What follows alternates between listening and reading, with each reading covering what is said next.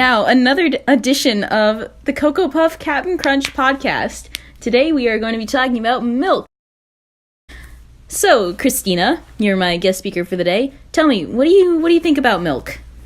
I think it's a staple, I guess, in our society. Mm-hmm. And I feel like our country really revolves around milk. So would you say you drink cow milk, like, on a daily?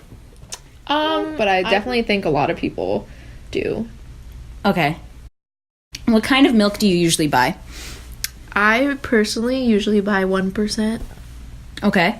And that's great because 1% is usually the healthiest fats and added sugars that you really don't need. So you get to have all of that lovely benefit of having cow's milk with all the calcium and all the vitamins and minerals without all the extra fat.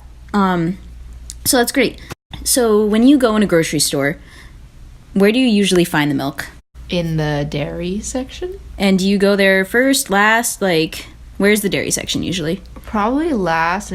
Yeah. So Marion Nestle states in What to Eat that the supermarket actually sets it up so that there's a whole dairy aisle that you have to get to, but it's on the periphery, so that's usually one of the things you get last, especially also because since it's refrigerated, you want to get that stuff last.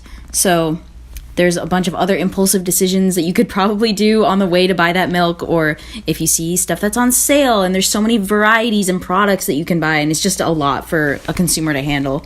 And she even states that as a consumer, you pay for dairy foods in at least 3 ways: directly through the supermarket, indirectly through taxes that support subsidies to farmers who raise dairy cows, and also indirectly through supported subsidies to the producers of commodities like corn and soybeans that are used for cattle feed.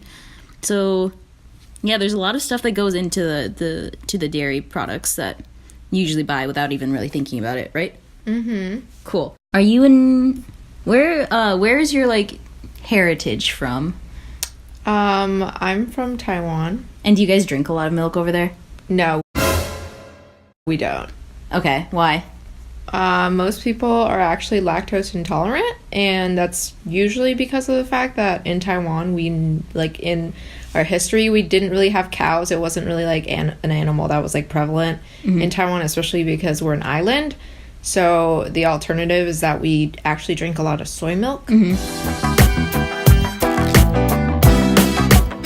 And do you think that it's, to get cow milk, do you think it's necessary for, like, the human diet?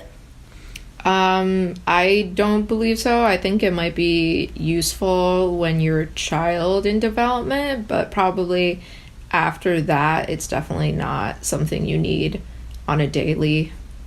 Mm-hmm. Yeah, and the USDA actually controls the MyPlate thing. Have you heard about the MyPlate? Yeah, isn't it like when you have pictures and it like divides up your food sections? Yeah. How much you want? Yeah, like and have you seen how there's like a... Well, now it's like a circle with a plate. Oh, okay. So there's like 4 different sections, and then you have the dairy cup on the side. Uh-huh. And so they say that you have to get like 3 servings of dairy every day. But really you don't have to, because they're honestly influenced by lobbyists who are really working with the government because they just want to promote the sale of dairy products throughout the U.S. just to sell to consumers. So even though it's not necessary, they still want you to buy it anyways. How does it make you feel?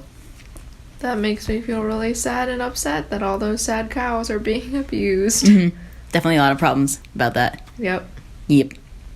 Well, anyways, great talking to you. We learned a lot about milk today, yeah? Yeah, so educated. Woo! You want to go get some ice cream? No, because that's milk. Oh, well. Let's get vegan ice cream! Woo! Okay.